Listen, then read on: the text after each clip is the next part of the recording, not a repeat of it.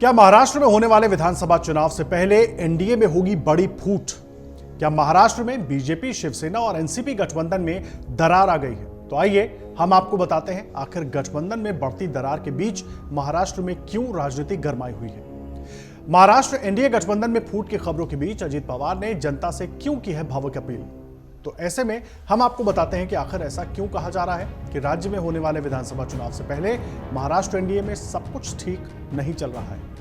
इसके साथ ही आपको बताएंगे कि अजीत पवार ने वीडियो संदेश में क्या कुछ कहा है। दरअसल महाराष्ट्र की राजनीति में हमेशा ही हलचल बनी रहती है। लोकसभा चुनाव के बाद अब यहां आगामी विधानसभा चुनाव को लेकर सियासत शुरू हो चुकी है। लोकसभा चुनाव में महायुति को शिकस्त मिलने के बाद अब गठबंधन ने विधानसभा चुनाव की तैयारी शुरू कर दी है।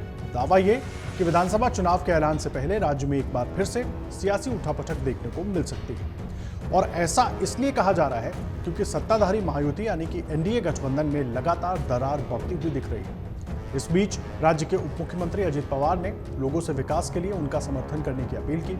उन्होंने बताया कि राजनीति में कदम रखने के बाद से ही वो अपनी पार्टी से जुड़े हुए हैं। उनके ऊपर लगे भ्रष्टाचार के आरोप भी साबित नहीं हुए हैं। उन्होंने कहा कि जनता ही उनकी पार्टी है और जनता का कल्याण करना ही उनकी प्राथमिकता है।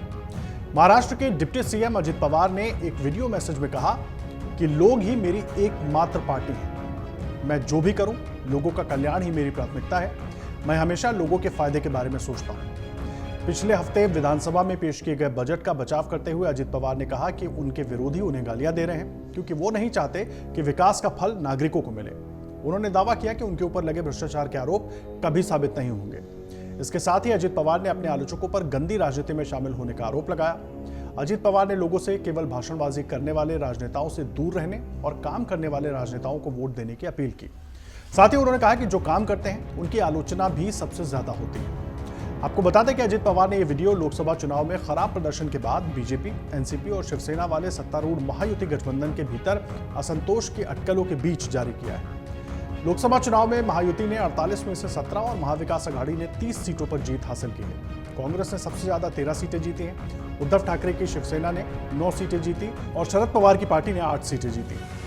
गौरतलब है कि 288 सदस्यों वाली विधानसभा में 105 विधायकों के साथ बीजेपी सबसे बड़ी पार्टी होने के बावजूद पार्टी नेताओं को पता है कि गठबंधन सहयोगियों के साथ सीटों का बंटवारा एक मुश्किल मुद्दा होने की संभावना है। खबरों के मुताबिक बीजेपी शिंदे और अजित पवार के साथ बातचीत करने के लिए तैयार है क्योंकि पार्टी नेतृत्व को पता है कि महायुति में विभाजन अगर होता है तो बीजेपी को और पीछे जाना होगा, यानी कि और पीछे धकेली हुई नजर आएगी बीजेपी। महाराष्ट्र में इस समय एक तरफ बीजेपी, एकनाथ शिंदे की शिवसेना और अजित पवार की एनसीपी का गठबंधन है, तो वहीं दूसरी तरफ उद्धव ठाकरे की शिवसेना, यूबीटी, शरद पवार की एनसीपी और कांग्रेस का गठबंधन शामिल है। मीडिया रिपोर्ट के मुताबिक अगर एनडीए की पार्टियों के बीच चुनाव लड़ने के लिए सीटों के बंटवारे को लेकर प्राथमिक स्तर पर चर्चा हुई है। बीजेपी महागठबंधन में सबसे ज्यादा सीटों पर चुनाव लड़ने की तैयारी में है और खबरों के मुताबिक महागठबंधन में शुरुआती चर्चा के मुताबिक बीजेपी ने सबसे ज्यादा सीटों पर दावा किया है और सूत्रों के माने तो बीजेपी राज्य की 288 में से 155 सीटों पर चुनाव लड़ने की तैयारी कर रही है। क्या बीजेपी के इस फैसले से शिंदे गुट की शिवसेना और अजित पवार गुट की एनसीपी सहमत होगी? ये भविष्य में साफ होगा, लेकिन अभी से ही सीटों को लेकर पार्टियों के बीच दावेदारी शुरू हो गई है। साथ ही आपको बता दें कि पिछले साल जुलाई में अजित पवार ने अपने चाचा और एनसीपी के संस्थापक शरद पवार के खिलाफ विद्रोह कर दिया और बीजेपी शिवसेना के साथ गठबंधन में शामिल हो गए थे।